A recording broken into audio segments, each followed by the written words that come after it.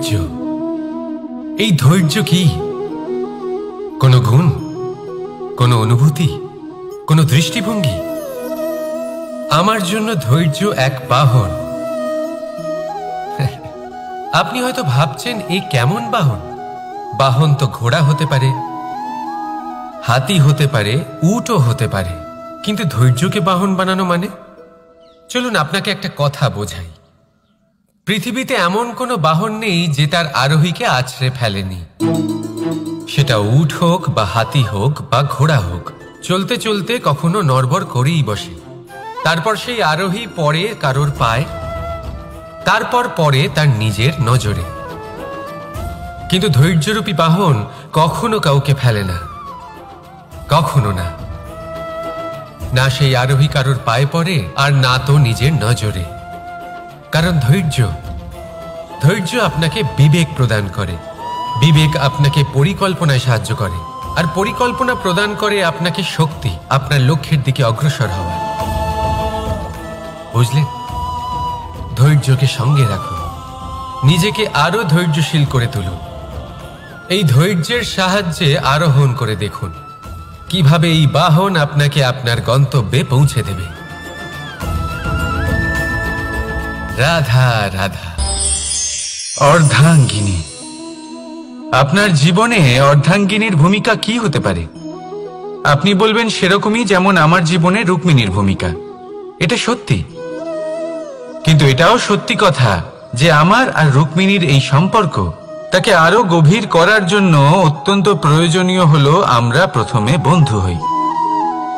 একজন ভালো স্বামী বা স্ত্রী হবার প্রথম পদক্ষেপ বন্ধুত্ব, অর্থাৎ সখা প্রেম।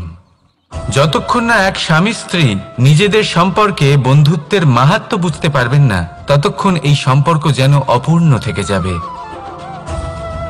আর তারপর এই সম্পর্কে জন্ম নেয় সেই অনুভূতি, যেমন অধিকার, যেমন অভিমান। এই দুই ভাবনা যা এই সম্পর্ক ভাঙার প্রথম পদক্ষেপ হয়ে থাকে। সেই জন্য নিজের দাম্পত্য জীবনে অধিকার ফলানোর আগে নিজেকে জিজ্ঞাসা করুন, আপনি কি আপনার জীবনসঙ্গীর সব থেকে ভালো সখা হতে পেরেছেন? সম্পর্ক আরো উন্নত হবে। রাধা রাধা। বিবাহ। একজন নারীর জীবনে বিবাহের গুরুত্ব কতটা? আসুন আমরা কথা বলি রুক্মিণীকে নিয়ে। একজন নারী যিনি পবিত্র মানসিকতা নিয়ে কাউকে ভালোবেসেছেন, তাকে বিয়ে করতে চেয়েছেন। এবার বিয়ে মানে কাউকে পাওয়া, মানে কারোর হাত ধরে আগামী সমস্ত জীবন তার সাথে কাটিয়ে দেওয়া। এবার আমার হাত ধরে রুক্মিণী বিয়ের সুখ তো নিশ্চয়ই পেয়েছে, কিন্তু ওর এই প্রেমের যাত্রা, এর অন্ত হলো না, বরং তা শুরু হলো। এবার রুক্মিণীর জীবনে সেই অধ্যায় শুরু হয়ে গেছে যেখানে ওকে সেই মানুষকে বুঝতে হবে যার হাত ধরে সমস্ত জীবন অতিবাহিত করার সিদ্ধান্ত নিয়েছে সে। এবার এরকম একটা সময় প্রত্যেকের জীবনে এসে থাকে। প্রত্যেকের মানে আপনারও। আপনার জীবনেও এমন এক সময় আসবে, তার জন্য তৈরি থাকুন। নিজের মনে যা যা বিকার আছে তা কোথাও ত্যাগ করে আসুন, আর পরিশুদ্ধ ভালোবাসা দিয়ে, পবিত্র মন দিয়ে নিজের জীবন সাথীকে বোঝার চেষ্টা করুন, কোনো আশা না রেখে। যদি এরকম করতে পারেন তবেই কঠিন পরীক্ষায় উত্তীর্ণ হবেন, নয়তো নয়। রাধা রাধা। অনেকে আমাকে অনেকবার জিজ্ঞেস করেছেন যে কানাই, রুক্মিণী হলো তোমার অর্ধাঙ্গিনী, তাহলে কেন ওর এই যাত্রা এত কঠিন হলো? কেন তোমার এই অগাধ অখণ্ড ভালোবাসা পাওয়ার জন্য ওকে এত কঠিন পরীক্ষার সম্মুখীন হতে হলো?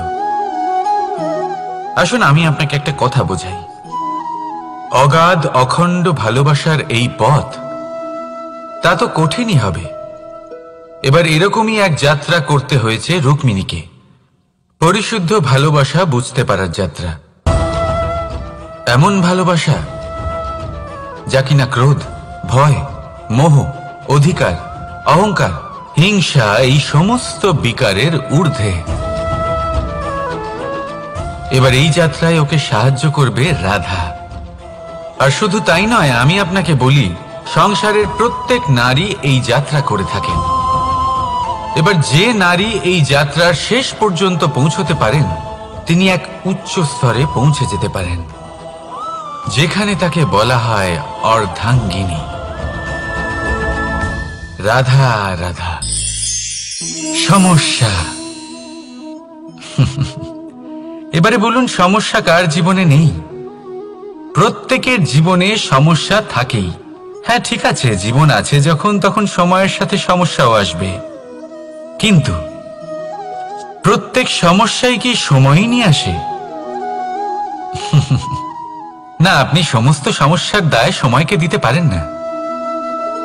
বেশিরভাগ সমস্যা তো এমন হয়ে থাকে যাদের আমরা নিজেরাই ডেকে আনি। হে সমস্যা, এসো, আমি তোমার জন্য অপেক্ষা করছি। কিভাবে? এবার এটা নির্ভর করছে আপনার হ্যাঁ বা না এর ওপরে। বেশিরভাগ সমস্যাই এই জন্য আসে যেহেতু আমরা বারবার হ্যাঁ বলতে থাকি, আর বেশিরভাগ সমস্যা এই জন্যই আসে যেহেতু আমরা সঠিক সময় না বলতে পারি না। সেই জন্য না ভেবেচিন্তে কোনো কথা বা কোনো প্রস্তাবে সমর্থন করলে তা আপনাকে খুব বড় বিপদে ফেলে দিতে পারে। সেইখানেই কখনো না না বলতে পারা তা আপনাকে তার থেকেও বড় বিপদে ফেলে দিতে পারে। তাই মনে রাখবেন, এই অত্যন্ত জরুরি শিক্ষা। সব সময় খুব ভেবে চিন্তেই হ্যাঁ বলবেন আর দৃঢ়তার সাথে না বলবেন। আর বিশ্বাস করুন, আপনার জীবন অত্যন্ত সুখময় হয়ে যাবে। তাহলে আসুন আমার সাথে ভালোবেসে বলুন, রাধা রাধা। সাফল্য। সাফল্য এই পৃথিবীতে কে না পেতে চান? প্রত্যেক মানুষ চান যেন সাফল্য নিজে এসে তার কাছে ধরা দেয়। এবার সাফল্য তাদের কাছে এসে ধরা দেয় যারা নিজের পা ধরাতলে রেখে চলেন, যারা স্বপ্নের জগতে বিচরণ না করে বাস্তবের মাটিতে পা রেখে চলেন এবং তাও দৃঢ়তার সাথে। সাফল্য তারা পান না যারা বাড়িতে বসে বসে শুধু স্বপ্ন দেখেন। সাফল্য নিজে থেকে তাদের কাছেই আসে যারা নিরন্তর চেষ্টা করেন, যারা পরিশ্রম করেন আর নিজের এই জীবনকে অন্যের কাছে সফল করে দেখান। তাহলে সিদ্ধান্ত হলো আপনার। সফল সবাই হতে চান, স্বপ্ন সবাই সার্থক করতে চান। স্বপ্ন তখনই সার্থক হয় যখন পরিশ্রম করবেন, আর সাফল্য তখনই আপনার সাথে থাকবে যতক্ষণ আপনি বিনম্র থাকবেন। তাহলে আসুন আমার সাথে ভালোবেসে বলুন, রাধা রাধা। এই পুষ্প দেখতে পাচ্ছেন আপনি? কি সুন্দর এই পুষ্প। সবাই চায় এরকম কোনো এক পুষ্প সে নিজের করে নেবে, নিজের কাছে রাখবে। এবার ভাবুন, এই পুষ্প যে সম্মান পায় তা কিসের জন্য পায়? শুধু কি তাকে সুন্দর দেখতে বলে? আসুন আপনাকে একটা কথা বোঝাই। এই ফুল যখন গাছে থাকে তখন এই রূপ আমাদের আকর্ষণ করে। এই ফুল দিয়ে যদি আপনি মালা বানান, কোনো মূর্তিতে দেন, তাহলে তা সম্মানের নিদর্শন হয়। এবার এই ফুলই যদি আপনি বিছানাতে ছড়িয়ে দেন, তাহলে সেই দৃশ্য দেখে সেই সুবাসে আপনার মন পুলকিত হয়ে ওঠে। কিন্তু ভাবুন, এই পুষ্পই যদি আপনি চিতায় সাজান, তাহলে এই পুষ্পকে আর কেউ সম্মান করে না। একই রকম কথা, সেই একই পুষ্প এক পরিস্থিতিতে সম্মান পাচ্ছে, এক পরিস্থিতিতে নয়। কেন? কারণ এতেই লুকিয়ে রয়েছে একটা গুরুত্বপূর্ণ শিক্ষা। এর সারমর্ম হলো এটাই যে এই সম্মান ব্যক্তি বা বস্তুকে করা হয় না, সম্মান করা হয় সময় এবং পরিস্থিতিকে। এবার এই যে সময়, তা কখনোই আমাদের বশে থাকে না। আমাদের বশে থাকে পরিস্থিতি। আমাদের পরিস্থিতি কেমন হবে তার সিদ্ধান্ত স্বয়ং আমরাই নিই, আর যেরকম আমাদের পরিস্থিতি হবে সেরকমই আমাদের সম্মান করা হবে। তাহলে আসুন আমার সাথে ভালোবেসে বলুন, রাধা রাধা। আপনি কখনো কোনো ঝর্ণার ধারে বসে থাকুন, আর সেই ধ্বনি শুনতে থাকুন। আহা হা হা, সেই ধ্বনি মনকে শান্ত করে দেয়, আমাদের মধ্যে এক আনন্দের সঞ্চার করে। একেই আমি বলি নৈসর্গিক সঙ্গীত।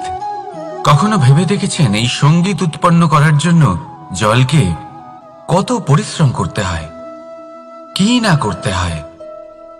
ভেবে দেখুন সেই জল কোথা কোথা থেকে পড়েছে, কত কত পাথরের সাথে ধাক্কা খেয়েছে, কত তীক্ষ্ণ পাথরের সাথে সম্মুখীন হয়েছে, তাকে কিভাবে পার করেছে, নিজের শরীরের সাথে লেগে থাকা সেই পাথরের সাথে কিভাবে সংঘর্ষ করেছে, কিভাবে সামনে এগিয়েছে। ভাবুন, এই সব কিছু হওয়ার পরেই সেই সঙ্গীত উৎপন্ন হয়েছে। এই ঝর্ণার এই মধুর সঙ্গীত কখনো আপনার কান পর্যন্ত পৌঁছতই না যদি সেই জলের বিরোধিতা করার জন্য সেই পাথর না থাকত। এর সারমর্ম কি হতে পারে? সারমর্ম হলো একটাই, এই সব বাধার সম্মুখীন হন, এদের থেকে দূরে পালাবেন না, কারণ এই বাধা হলো নৈসর্গিক। সবার জীবনে এই বাধা রয়েছে, তার সম্মুখীন হন, জীবনের সামনে এগোন। আর আপনিও নিজের ভেতর থেকে সৃষ্টি করুন এই নৈসর্গিক সঙ্গীত, আর এই সংসারে ছড়িয়ে দিন শান্তি আর প্রসন্নতা। রাধা রাধা। সংসারে নিয়তি অনেক কিছু নির্ধারণ করে, যেমন প্রত্যেকটি জিনিসের সীমারেখা। শরীরের মধ্যে থাকা জল, তার মাত্রাও এই নিয়তি নির্ধারিত করে রেখেছে। কি করে? দেখুন, যদি সঠিক সময়ে আপনি পরিশ্রম করে নিজের ঘাম না ঝরান, তাহলে কিছু সময় পরে আপনার চোখের জল অবশ্যই ঝরবে। কারণ সবকিছু যদি ভাগ্যের জোরে পেয়ে যাওয়া যায়, তাকে কর্মের দ্বারা সামলে রাখতে হয়। যদি পরিশ্রম করতে থাকেন, তাহলে যা পেয়েছেন তা সামলে রাখতে পারবেন, আর যা যা আপনি পেতে চান তা অবশ্যই পাবেন। কিন্তু যদি পরিশ্রমের থেকে দূরে থাকেন, তাহলে যা পেয়েছেন তা তো হারিয়ে ফেলবেনই, আর যা পেতে চান তার তো কোনো প্রশ্নই ওঠে না, আর বয়ে যাবে শুধুমাত্র অশ্রু। এবার সিদ্ধান্ত আপনার। কি ঝরাতে চাইবেন আপনি? ঘাম নাকি অশ্রু? রাধা রাধা। এই জীবনে মানুষ শুধু তিনটি জিনিসের পেছনে ছোটে: ছায়া অর্থাৎ সঙ্গী সম্মান, কায়া অর্থাৎ সুন্দর বলিষ্ঠ শরীর, আর তৃতীয় হল মায়া অর্থাৎ ঐশ্বর্য। এবার অবাক করার মতো বিষয় হলো, সময় এলে পরে এই তিনটি বস্তুই সবার আগে আপনাকে ত্যাগ করে। অন্ধকারে ছায়া আপনাকে ত্যাগ করে, বার্ধক্যে কায়া আপনাকে ত্যাগ করে, আর অন্তিম সময়ে মায়াও আপনাকে ত্যাগ করে। এগুলো কিছুই কাজে আসে না যার পেছনে আপনি সারা জীবন দৌড়েই যাচ্ছিলেন। যদি কিছু কাজে লাগে, তা হলো আপনার প্রেমপূর্ণ ব্যবহার যা আপনি সংসারকে দিয়েছেন। এ হলো সেই প্রেম যা অন্ধকারে প্রদীপ হয়ে আপনাকে আলো দেবে। এ হলো সেই প্রেম যা বার্ধক্যে হাত রূপে আপনাকে শক্তি দেবে, সহায়তা করবে। আর যখন আপনার কাছে অর্থ থাকবে না, তখন এই প্রেমই আপনাকে সামর্থ্য যোগাবে। জীবনে যদি কিছু উপার্জন করতে চান, তাহলে শুধু প্রেম উপার্জন করুন। যদি আপনিও আমার মতো দূরের কথা ভাবতে চান, তাহলে শুধুমাত্র প্রেম উপার্জন করুন। আর এখন এই প্রেম ভাব নিয়েই বলুন, রাধা রাধা। কখনো প্রদীপ জ্বালাতে গিয়ে আপনার হাত পুড়ে গেছে? একবার মনে করে দেখুন সেই অনুভূতি। এক্ষুনি মনের মধ্যে যন্ত্রণার এক অনুভূতি বয়ে যাবে। কখনো হাঁটতে হাঁটতে পায়ে কাঁটা ফুটে গেছে? মনে করুন, এক্ষুনি মনের মধ্যে যন্ত্রণার এক অনুভূতি বয়ে যাবে। এরকম কেন হয়ে থাকে? কষ্ট তো শুধু তখন হয়েছিল, কিন্তু যদি আজ মনে করেন, তাহলে সেই যন্ত্রণা আপনার মনে মাথায় থেকেই যায়। এরকম কেন হয়ে থাকে যে জীবনে যখনই আমরা যন্ত্রণার অনুভব করি, তারপর আমরা সেই যন্ত্রণা নিজের সাথে বহন করে নিয়ে চলি। কারণ হলো একটাই, চিন্তা। কোনো যন্ত্রণাই এতটা কষ্ট আমাদের দেয় না যতটা কষ্ট এই চিন্তা দেয়। তাহলে এই চিন্তা ত্যাগ করুন আর ভাবুন যে কিভাবে নিজেকে সব সময় আনন্দে রাখা যায়। আর অতীতকাল এবং ভবিষ্যতের চিন্তা ছেড়ে দিন, এই বিষয়ে ভাবাই ছেড়ে দিন। শুধুমাত্র এটা ভেবে নিন যে আজ আমায় নিজেকে আনন্দে রাখতে হবে, যে করেই হোক।